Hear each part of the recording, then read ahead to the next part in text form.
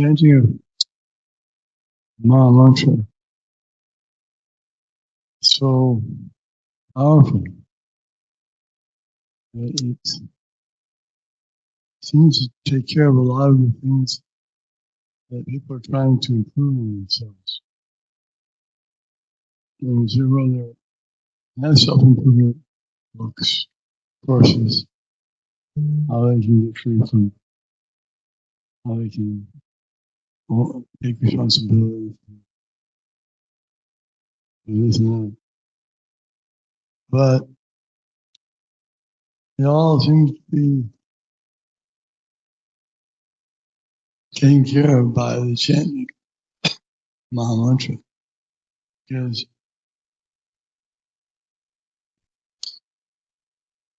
the devotee says, Hare Krishna, my dear energy of the Lord, O Lord, please engage me in your service. That pretty much summarizes. It admits automatically that one is faulty. And Guru Goswami gives a Kamadina Katina Katya Bhavita recommendation. I've been serving the bad masters of lust, anger, and greed. And they give me no mercy. And I'm not ashamed to serve them. I have no desire to change. Then he goes on. But recently, I've come in contact, I've learned and understood that I have to give up these bad masters. I have to take shelter of your lotus feet.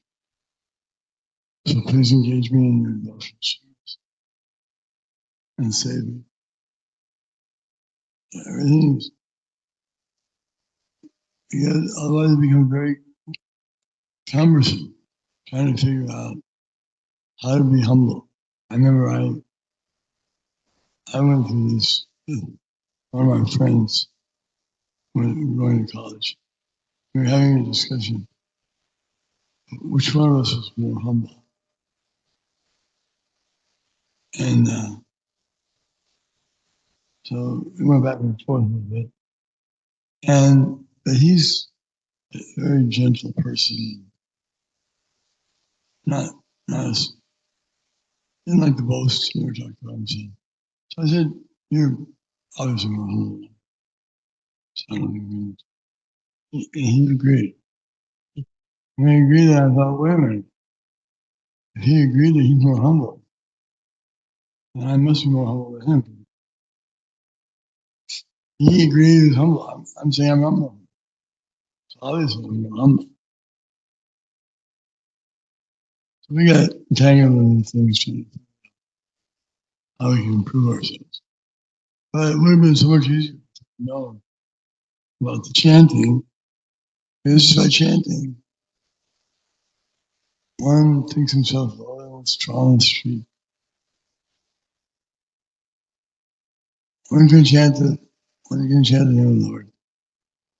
In a humble state of mind, thinking himself lower than the strong and street, more tolerant than a tree, devoid of all sense and false prestige, and ready to offer all respects. Such a state of mind, one can chant the name of the Lord constantly. So if someone works on that, trying to do that, trying to chant constantly. Kirtaniya Sarah, that's the best position to be in. And 16 rounds is not the end of chanting. It should be beginning. Initiation is the beginning, doesn't mean the end. So when we take initiation, we should be accustomed to chanting 16 rounds. As we become further advanced, we can chant more rounds. And these engagements in devotional service they automatically do the best thing for our getting free from pride and anger and discouragement and despondency and loss of self-confidence. All these things, all these psychological problems, and trying to figure out how to overcome and work. It's all so easy when one takes shelter of Krishna consciousness, because it automatically includes all of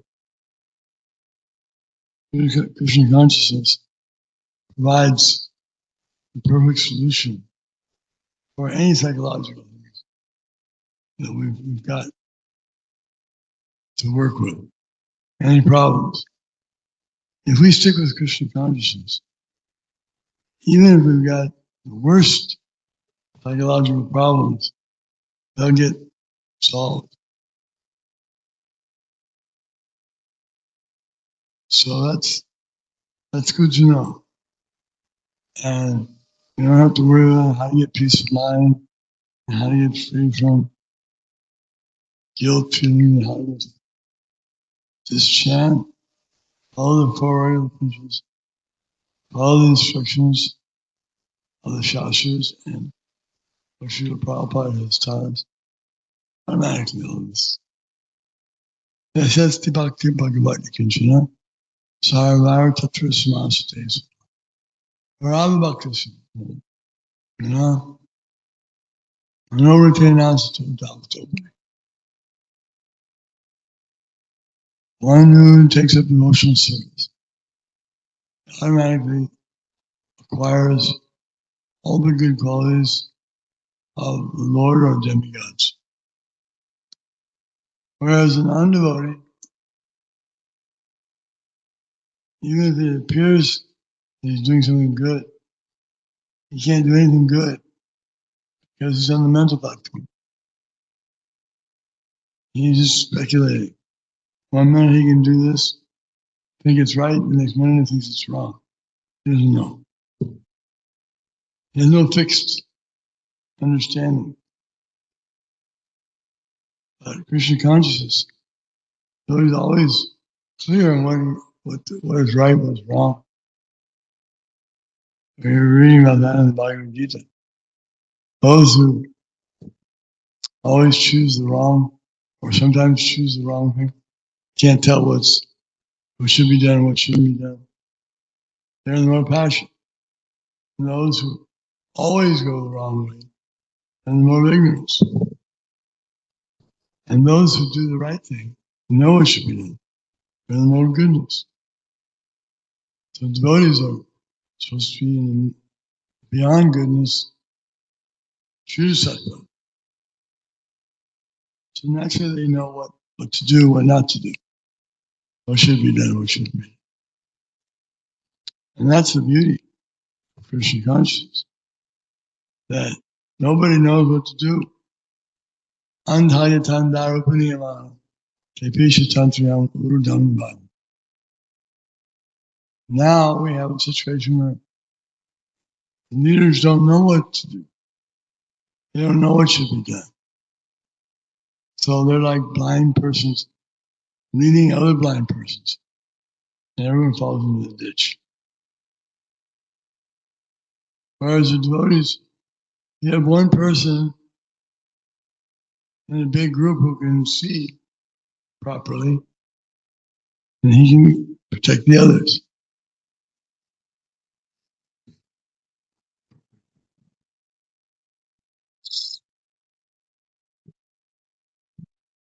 So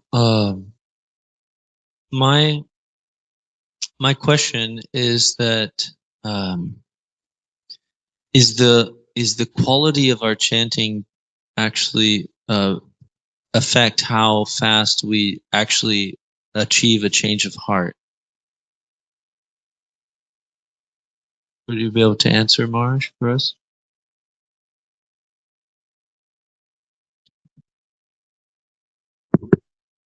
The quality of our chanting means our eagerness to engage in devotional service. We have to be eager to engage in devotional service if we want our quality of chanting to improve. So yes, quality of chanting doesn't just mean, it doesn't just mean something superficial. It means the base. What's the base? Why am I chanting? Why am I doing it? Because I want to please the Lord. And so in that mode, Kirtaniya Sarani, by chanting all the inauspicious things in your heart, Cheto Darpana Marjana, Bhava Mahadavagyanava, Shreya Kairava Chandrakavita, Vidyavaru Jivan, Nandam Bhuri Varnam, Tiparam Puram Jasaram, Savamasapanam, Puram Vijayate, Sri Krishna Sankirtan. Chanting Sankirtan, that's the best way to cleanse the heart, reach a state of bliss in that chanting, and the Anandam Buddhi Vardhanam, the ocean of transcendental bliss, increases. And when one is tasting more and more nectar from chanting, then he wants to drink more, wants to chant more. And he wants to help others chant. So that's a sign of one's quality of chanting. Not that he goes in solitude, so he doesn't get distracted. That's all right. That's good. But better still is he wants to chant where there's so many souls that need to hear. That's quality of chanting. When devotees would propose they wanted to go into seclusion or live solitary in Vrindavan or somewhere, that was not very much advised by Srila Bhaktisiddhanta Saraswati. He wrote a song, Dushtamana, Tumiki Sarvaj. He was speaking about himself, but actually he was helping all of us to understand we have this tendency to want to be recognized by going into seclusion and staying out of association with materialistic persons. That's nice. Some people say it's not possible to become spiritually elevated when you're in an environment like a city. They may say, cities in the mode of ignorance, a brothel and bar, the mode of ignorance, and the city is in the mode of passion, and the forest or secluded place is in the mode of goodness. That may be, but wherever one's chanting holy name,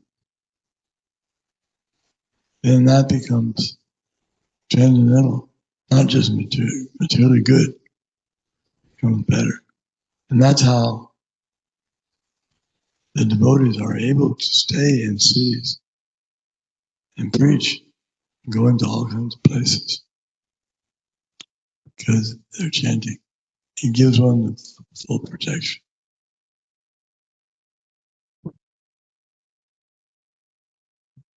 Thank you very much, Maharaj.